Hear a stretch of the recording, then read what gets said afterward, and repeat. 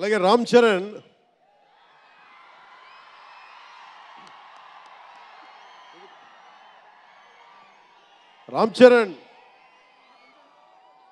అంటే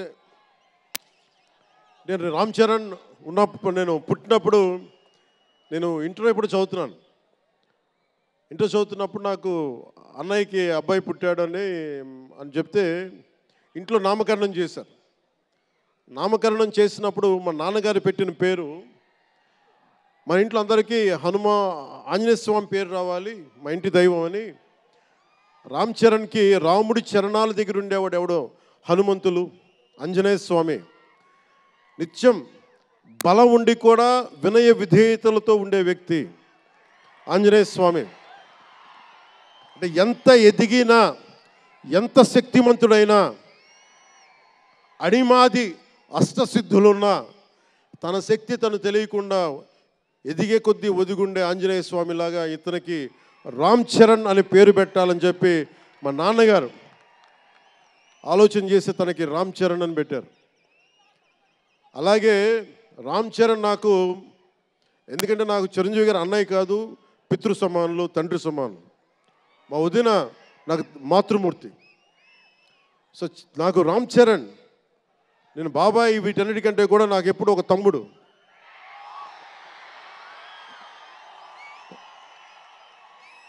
చిన్నప్పుడు బాగా ఏడిపించేవాడిని, నేను ఇంకా బద్ధకంగా ఉండేవాడిని. అంటే కరెక్ట్గా చెప్పాలంటే నేను తమ్ముడు సినిమాలో నా క్యారెక్టర్ లాగా ఉంటే రామ్ చరణ్ 7 ఏళ్ల వయసు, నా రెండో కొడుకు అంత వయసు ఉండేది. ఇప్పుడు ఆ వయసులో తెల్లవారుజామున చలిలో హార్స్ రైడింగ్ నేర్చుకోవడానికి మొత్తం ఆ హెల్మెట్తో పాటు అన్నీ పెట్టుకొని షూస్ అన్నీ సర్దుకొని రాత్రే నేను సోఫాలో పడుకొని ఉంటే వచ్చి పాపం నన్ను లేపి, ఇంకా నేను పడుకునేవాడిని, తను రెడీ అయిపోయి నన్ను లేపి ఒకసారి నేను దింపాల్సి వచ్చేది. ఇష్టంతో కదా, తప్పక లేదు తిడతారు ఇంట్లోనే. అంటే అంత క్రమశిక్షణతో ఉండేవాడు చిన్నప్పటి నుంచి. నాకు రామ్ చరణ్లో నచ్చింది ఏంటంటే ఇంత ప్రతిభ సమర్థత ఉందని ఎప్పుడు తెలియదు ఎవరికి కూడా. ఇంత శక్తి సమర్థత ఉంది ఈ వ్యక్తులు ఎప్పుడు మాకు తెలియలేదు. ఎప్పుడు ఇతను నేను డ్యాన్స్ చేయటం ఎప్పుడు చూడలేదు నా లైఫ్లో, సినిమాలో తప్ప. ఇంక సినిమాలో మాకు వ్యక్తిగత జీవితం నేను ఎప్పుడు చూడలే. అసలు మ్యూజిక్ వేస్తే కాలు కూడా ఆడించడు, కానీ అంత అద్భుతమైన డాన్సర్. అలాగే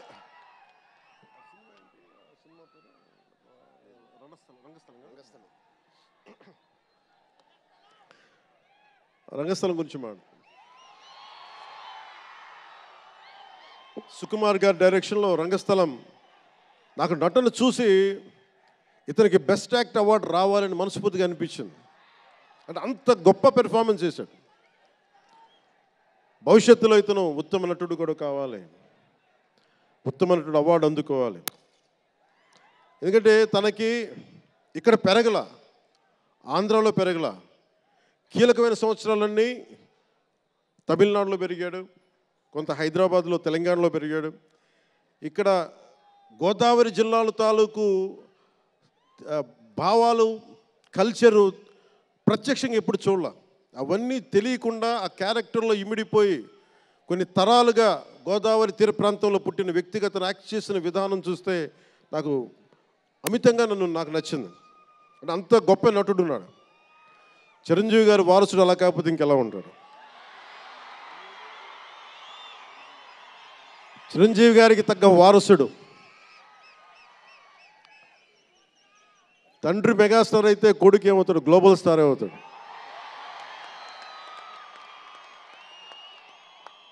అంటే చిరంజీవి గారిని ఎందుకు అంటే ఎక్కడ గుర్తు పెట్టుకోవాలంటే, అంటే నాకు మా అన్నయ్య అంటే ఎందుకు గౌరవం,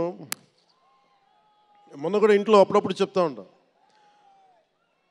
ఆయన ఒక మొగల్తూరు నుంచి వచ్చిన వ్యక్తి, ఎవరు ఆధారం లేరు. మీరు ఇంతమంది లక్షల మంది ఇక్కడ ఉన్నారు, జనం ప్రజలందరూ ఉన్నారు. మనకు ఎవరో ఒకరు ఉండాలి అని అనుకోకర్లా, మీకు మీరే ధైర్యం. మీరు అనుకుంటే మీరు సాధిస్తారు. గుండె లోతుల్లో నుంచి నేను సంకల్ప బలం ఉండి దానికి తగ్గ పట్టుదల, కార్యదక్షత ఉంటే మెగాస్టార్ చిరంజీవి గారిలాగా ఎలా సాధించగలరో ప్రతి ఒక్కరూ మీరు కోరుకున్న దాంట్లో సాధించగలరు. అంటే ఆయన ఒక్కడు పెరిగి మా అందరికీ ఆశ్రయం ఇచ్చాడు, ఊతం ఇచ్చాడు. ఆయన ఊతం వల్లే నేను ఈ రోజున మీ అందరికీ కూర్చొని మారుమూల ప్రాంతాల్లో భయపడటానికి, అందరూ భయపడే రోడ్లకి వెళ్ళగలుగుతున్నాను, రోడ్లు వేయడానికి అంటే ఆ మూలాలు చిరంజీవి గారు మాకు నేర్పించింది. అంటే ఇది ఎందుకు చెప్తున్నానంటే, నేను చిరంజీవి గారిని ఎంత కష్టపడేవారు ఆయన కష్టపడి బయటికి వచ్చి ఇంటికి వస్తే నేను అర్ధరాత్రి పూట వెయిట్ చేసేవాడిని అక్కడ సోఫాలో పడుకున్నాను హాల్లో. మా అన్నయ్య గారు ఎప్పుడు వస్తారు, ఆయన ఎంత కష్టపడేవారంటే కనీసం వచ్చి షూలు ఇప్పుకోవడానికి అసలు శక్తి ఉండేది కాదు.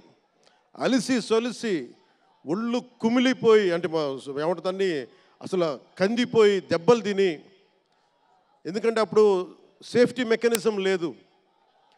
మన గుండా షూటింగ్ టైంలో మన ఏదో అనకాపల్లి వెళ్తుంటే ఇక్కడే చిరంజీవి గారు చేశారని ఎవరు ఆయన సన్నిహితులు చెప్తా ఉంటే, ఆ పడిపోయి ట్రైన్ కింద యాక్సిడెంట్లో కాలు ఫ్రాక్చర్ అయ్యి, అలాంటి ఒక సేఫ్టీ లేని పరిస్థితులు ఆయన చేస్తూ ఇంటికి వచ్చేటప్పటికి మాకు చేయగలిగేది ఏంటంటే, మాకు గిల్టీగా ఉండేది.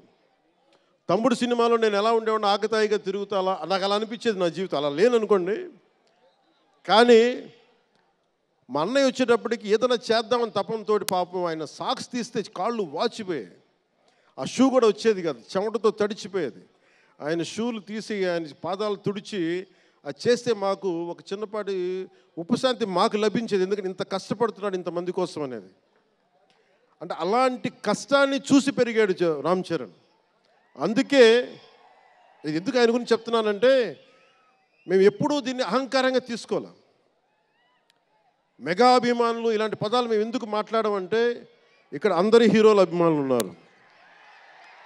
జూనియర్ ఎన్టీ, మీరు అందరు సినిమాలు చూస్తారు.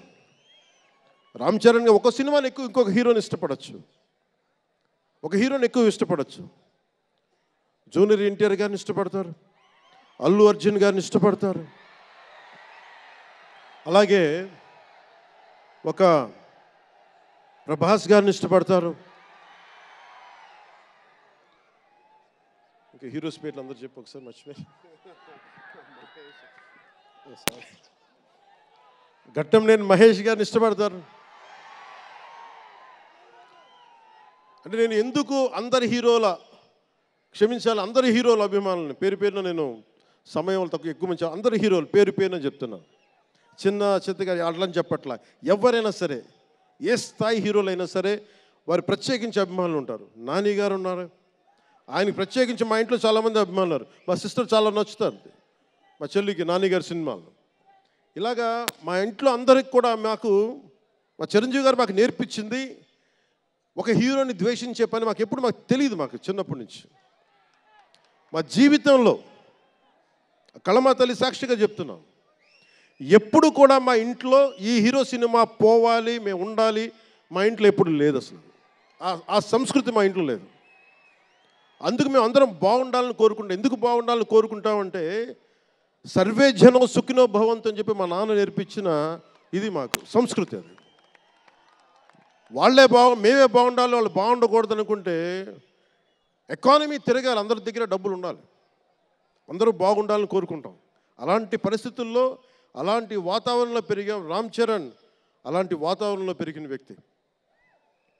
నాకు చాలా గర్వంగా ఉంటుంది, చాలా ఆనందంగా ఉంటుంది.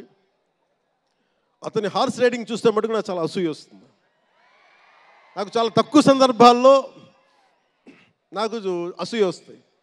మొన్న ఈ మధ్యన అరకుకి వెళ్ళినప్పుడు గిరిజన ప్రాంతాల్లో ఉన్న సోదరులను చూసి, ఆ పచ్చని చెట్ల మధ్య వాళ్ళ జీవన విధానాన్ని చూసి నాకు అసూయ వచ్చింది.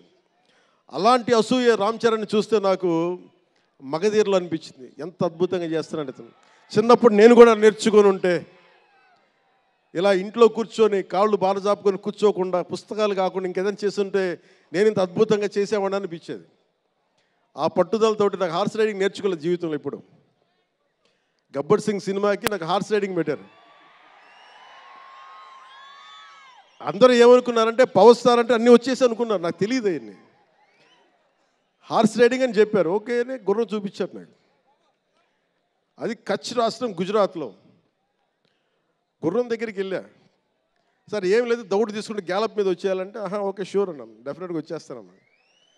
కింద పడితే ఏమవుతానో నాకు తెలియదు సార్. నాకు ఒకటి తెలుసు, తెగింపు తెలుసు.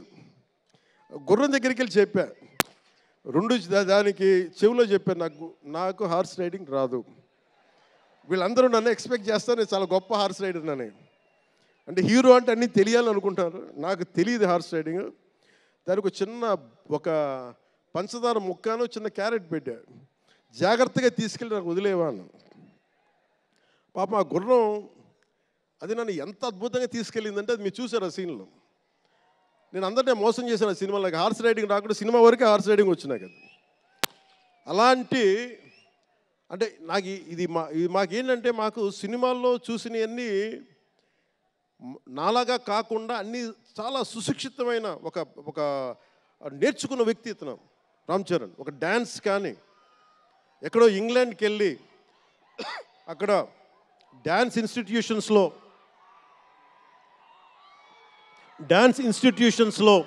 డ్యాన్స్ నేర్చుకొని ఇవన్నీ వచ్చిన వ్యక్తి. అలాగే ఈ సినిమా ప్రత్యేకించి చాలా సోషల్ మెసేజ్ ఉన్న సినిమా నాకు అర్థమవుతోంది.